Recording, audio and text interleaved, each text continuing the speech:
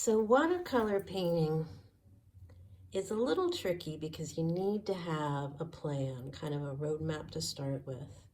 And when I work on botanicals, I usually have the plant right in front of me, and I've already put down a quick sketch of all the important features I need to include, and some of these areas denote shading or peek through of colors, how the veins move within a leaf.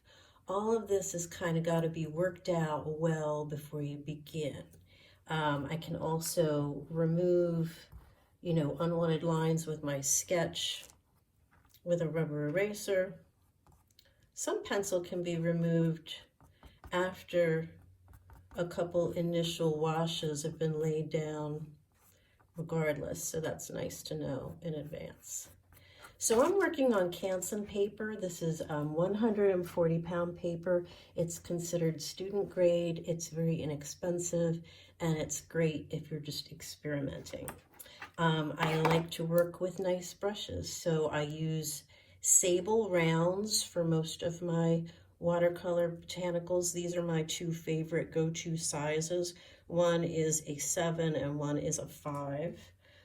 And even though they're not that small, these will make a very small detail line. You always want to have your brushes wet but dried out before you begin painting. Kind of consider that priming. And watercolor is always done in layers. I usually hold my palette with my thumb, but I'm going to leave it flat so that hopefully you can see a little bit of the color mixing to the side, and I'll move that over if I'm going to show you anything interesting. So I work with a double primary palette, meaning there's a cool and a warm of blue, red, and yellow. And from those colors, I can make pretty much everything in the world. I need also to have a little bit of black, a little bit of umber, and a little bit of sienna, because those are just great to have on your palette for darkening colors. So I have to assess my plant first and decide what is the very palest color that I see within the piece, and get a little bit of that going on my palette by just wetting a little bit each of my pigments and bringing them over. I'm making kind of a periwinkle blue out of ultramarine and a little alizarin crimson. So I will lay a very thin, quick wash all over my pansy background, and I usually do kind of outline each petal and then go work back through to sort of draw all the paint in its wetness back together. And notice that I'm leaving that dot in the center open with just white paper. That's going to be because I'm going to add yellow there later, and if I had some blue there, my yellow of course would become green, and we don't want that to happen with our pansy. I can go back through and kind of wet that again and bring those all together. And I like that there's some areas that are very pale and places that are a little bit more saturated with color. And all the while, I still glance back at the object in front of me and decide what's going on where and how to translate with additional layers the best kind of system for moving the paint around. Meaning there's some things that you can bleed, which is what I'm doing right now. I'm applying a sheer layer, the very same color, back onto the first layer, and it's really creating a very soft rippling effect. It's a little teeny bit drier down at this end, so I can just wet my brush and lay that back on top of it and again, some nice bleeding will happen. So that's a nice way to get some initial detail into your first layers. I'm just going back to my palette and making a little bit more color at a time. I keep things very sheer. I think it's one of the things that maybe frustrates people a little bit with watercolor because they just want to go ahead and make it purple or make it blue. And I think with botanical art, you really have to take a few minutes and carefully assess what's going on in front of you and figuring out the best way to achieve detail. Throw in a little bit more color back into that slightly dampened petal towards the back. And you really have to be careful with botanicals. I mean, you have to look at your object long and hard and have picked out the number of petals that it has, the certain details that make it really a pansy, or whatever it is you're painting. Now in my object, because the petals aren't flat, there's a slight ripple to them in their veining. So there's some variance between the color depth there. So I can get that in right now with this first layer. So I'm going to leave that alone and go around and do a little bit to the leaves where, again, I have to look carefully, decide what my initial color is going to be. And even though it is going to be green in the end, what's going to work best for me is to add in cadmium yellow to everything that I've already sketched in.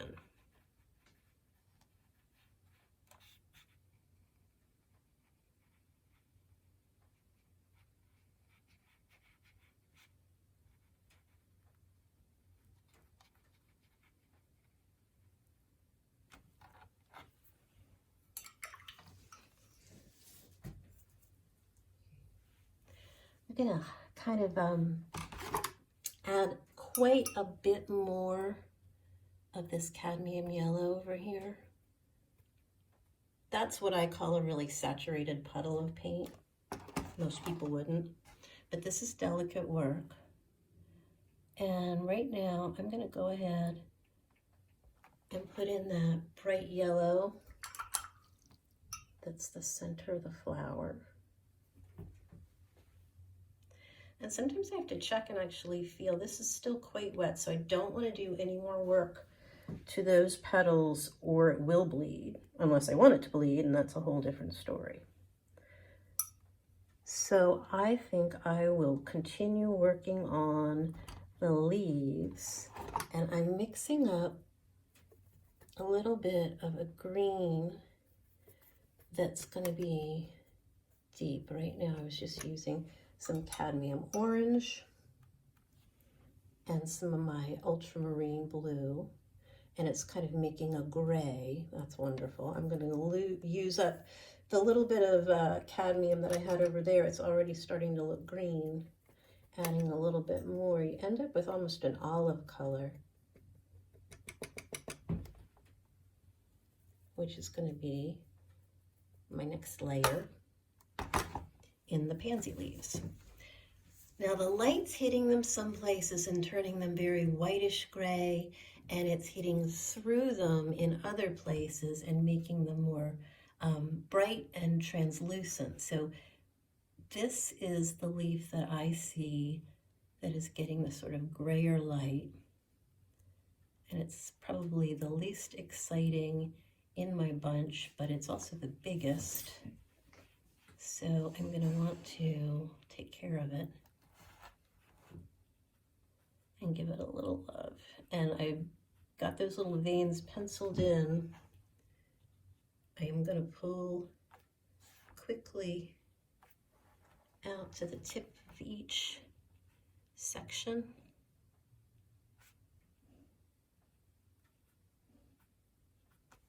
For a little detail.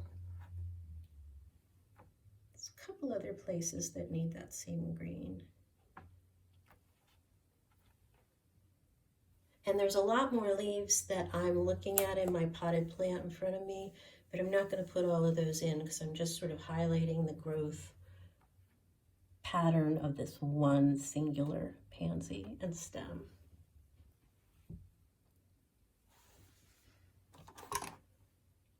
Now I need to brighten that green up a bit. So again, I'm just wetting into my cadmium yellow and adding that in. And you get kind of a chartreuse color.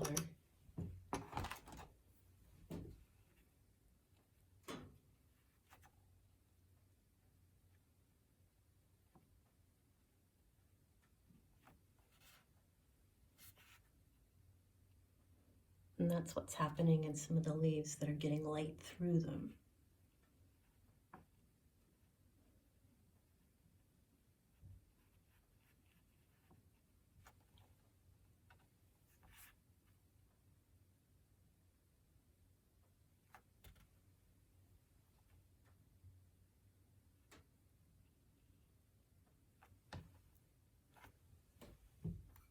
Done. Now I believe I can go back into my pansy petals now for more detail because they're dry to the touch. So same deal as before, some ultramarine. This time I do have a little violet, which I think is manganese violet.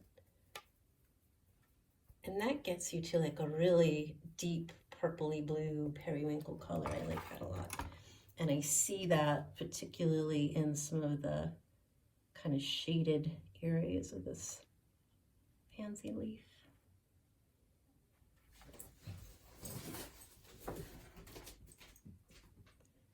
There's honey under my feet. It's particularly hard to do watercolors with an 80-pound Labrador that likes to move around and lean on your easel or your table. Just saying.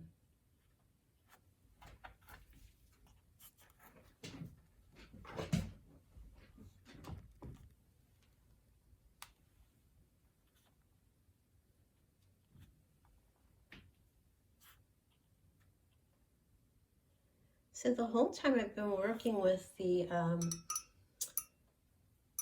larger of my brushes, and I haven't swapped out to the tinier one yet, and sometimes I don't the whole time I'm working on a piece.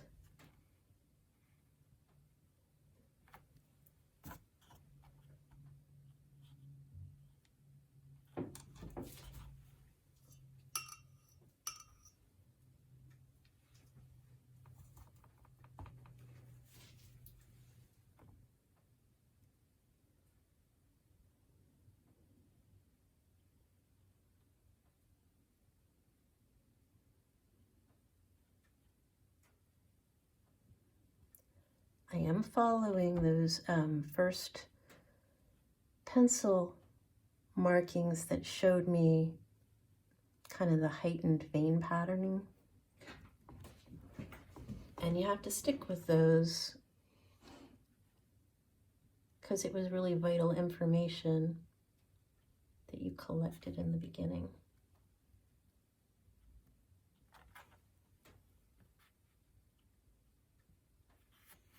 So notice this is basically the same color blue that I've been working with this whole time, but this is my third go around now with it. So each layer is more saturated with pigment and appears darker and deeper each time I put it on.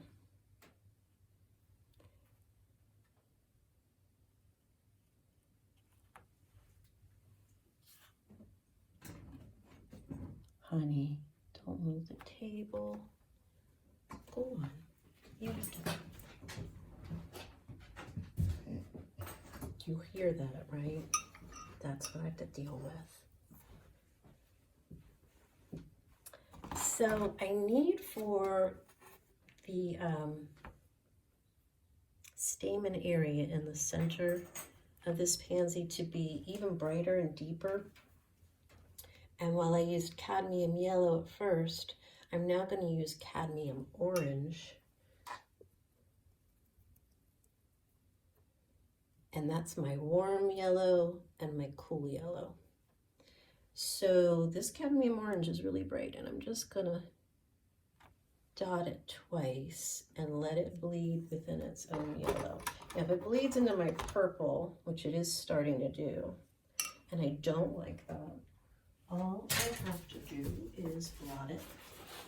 And you should have your paper towel right next to you, but I didn't.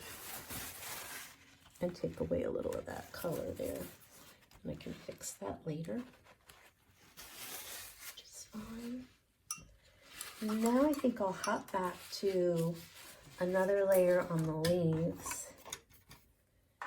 And I still have a big pool of this first chartreuse color we made, but I think I've put that everywhere I want it now. So I'm gonna get rid of it on my palette by scraping down my blue, throwing it in there.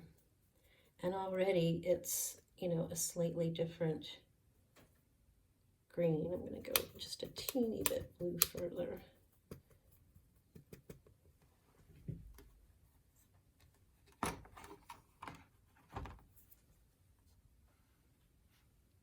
And again, just very careful looking. I'm going to pick up the first run of veining in that little tiny baby leaf. And I love how there's an even smaller, I'm going to call it a baby leaf behind it, and it doesn't even have the scalloping yet. So I guess the very first leaves that grow off of the pansy shoot are kind of not detailed starter leaves. Now for this one that's coming towards us, I want it to read as being a little bit more detailed. So I'm going to basically paint inside each vein and leave the vein with just my white paper for now. And I am going to do this on top of the chartreuse as well. And the same thing is going to happen over on this one.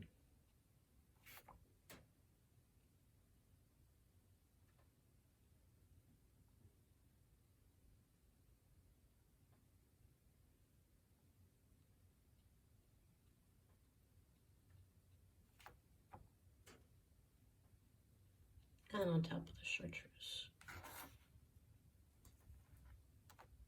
May as well take advantage of the same green. And even though this leaf is much silvery-er than the others, I still want to use the same color over here just for continuity's sake.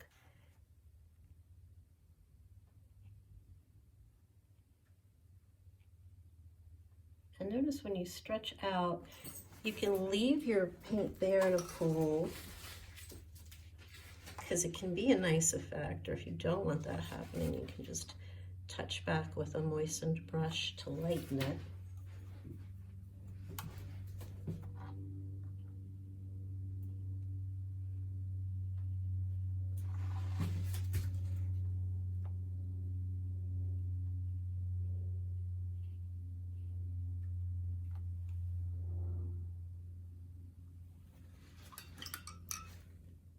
Checking to see if that's dry. I'm gonna go through and do that very same violet blue I've made with the ultramarine and the alizarin crimson.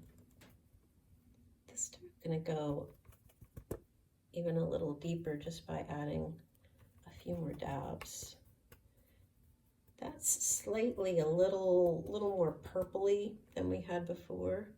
So I need to watch that, get a little bit more blue in there.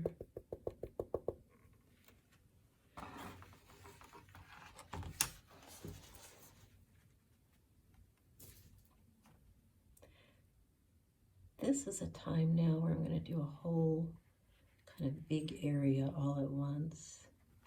I have to decide, is it good to leave an area with a deepened puddle? And I think it is, because the flower that I'm looking at in front of me, you guys can't see it at the same angle, but it's quite dark just around that bit of orange.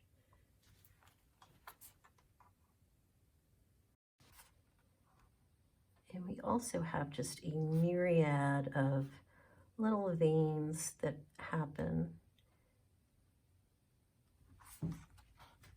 And I want to get those in all over the entire piece.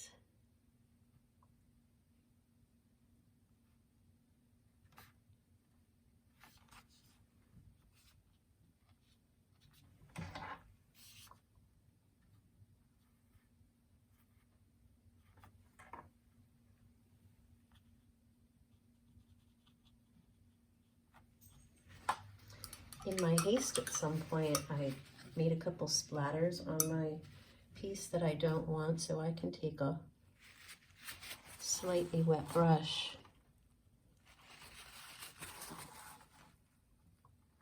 and reactivate that paint.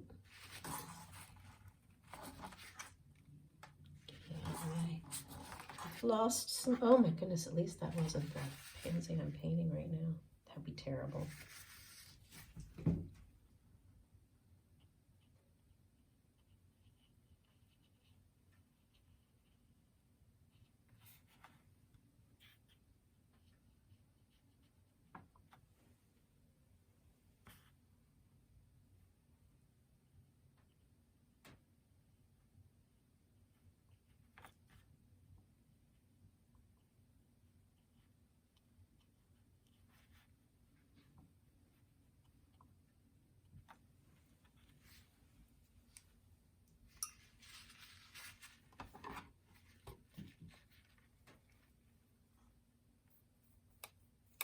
Getting a little thin now, so I think I'll need to make a little bit more. The ultramarine blue is really, really bright. It's a brilliant.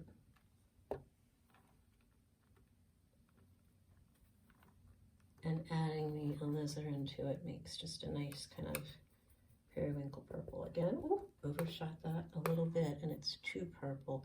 My pansy is very blue, so I need to keep that in mind because there's lavender pansies, and this is not. It's a blue.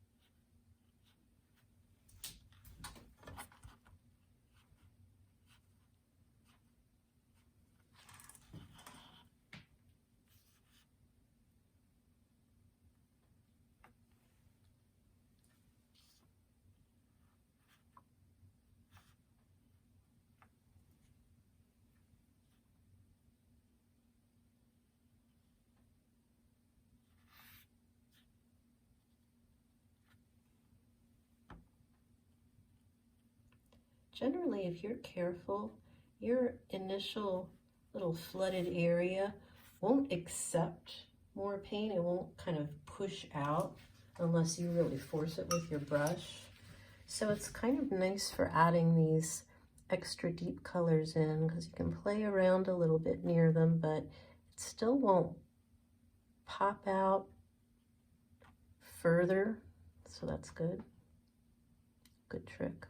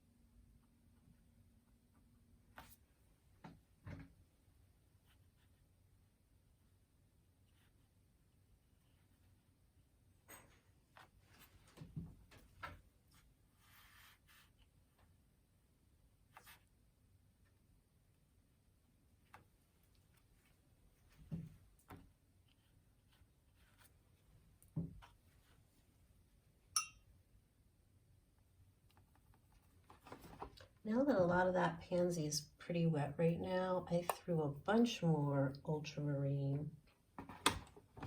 I'm gonna try just by popping this in here at the center to let a little bleed happen that's gonna kind of aid me in the illusion of that bright area in the center of the pansy. I might need to add a little more water around it. Yes, to make that happen.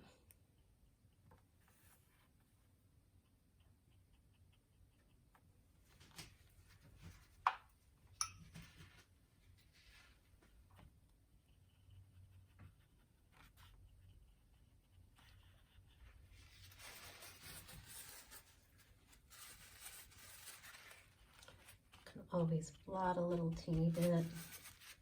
Be careful not to blot on the white part of your paper. That's starting to make me happy.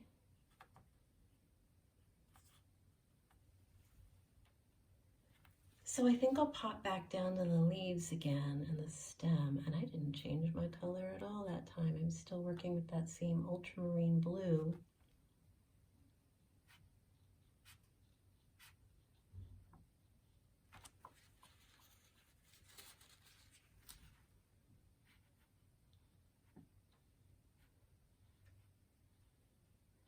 If I draw together like that, I can get a nice little puddle to happen, which is sort of, I don't know, it's more effective, I think, in creating a veined pattern. And this little guy, I'm gonna give a wash of that blue.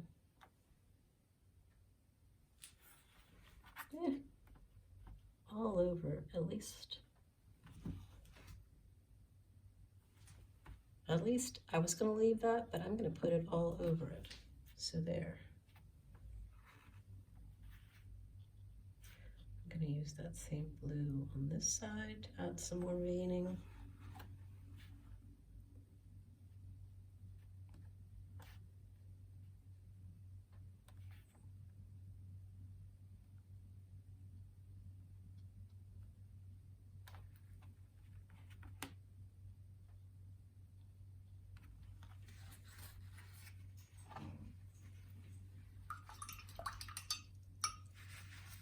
Just rinsing out my brush. Okay, being that that stuff is wet at the bottom, I don't want to mess with it anymore right now. I want to check on the stamen area. It's dry. I'm going to increase the cadmium yellow now that's in there to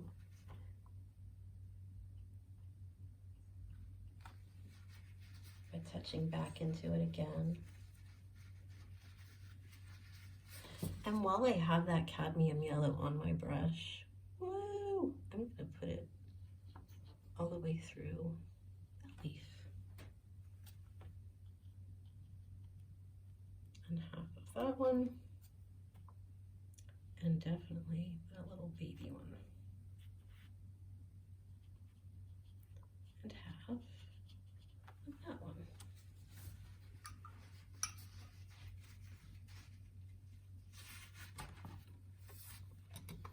Now I've used up almost all of the green on my palette. See, it's all dry. But if I add a little water to it, I can reconstitute it. There's not a whole lot left, but I always try to use up all of the paint that I have put on my palette. So I'm darkening my green again.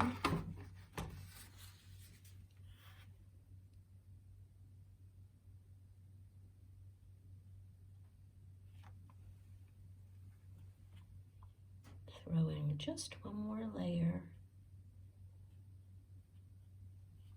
over top of some of my already very green spots.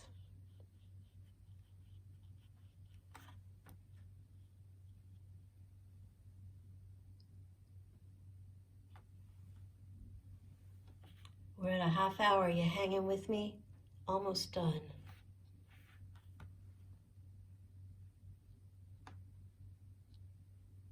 If I can do it, you can too.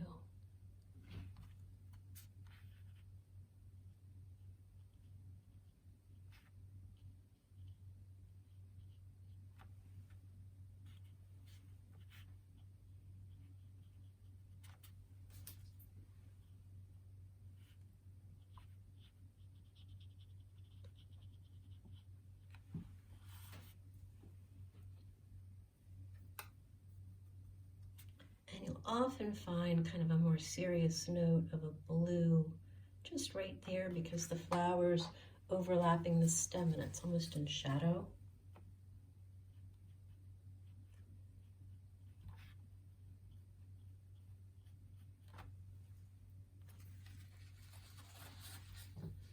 Now I always feel like there needs to be just a few more serious notes. So that's where I'll often bring in a tiny bit of either umber or black to put within the green. And when I say within, maybe just like a tiny, tiny little dot like that in some area where there's a little bit of heightened contrast.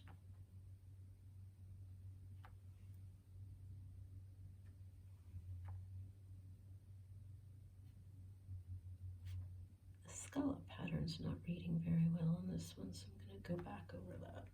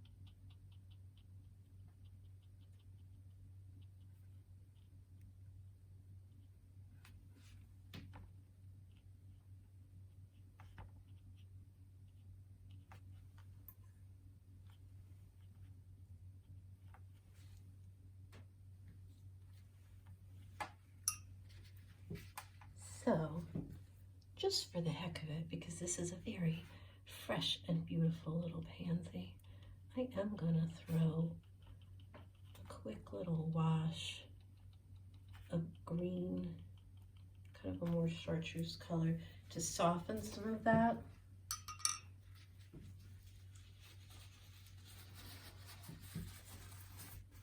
And make it brighter, because it's such a happy spring plant. If I blot just a little bit, it removes some of it, but it still reveals a lot of the detail that I put in the beginning part with the graining. The veining. Did I say graining? I did.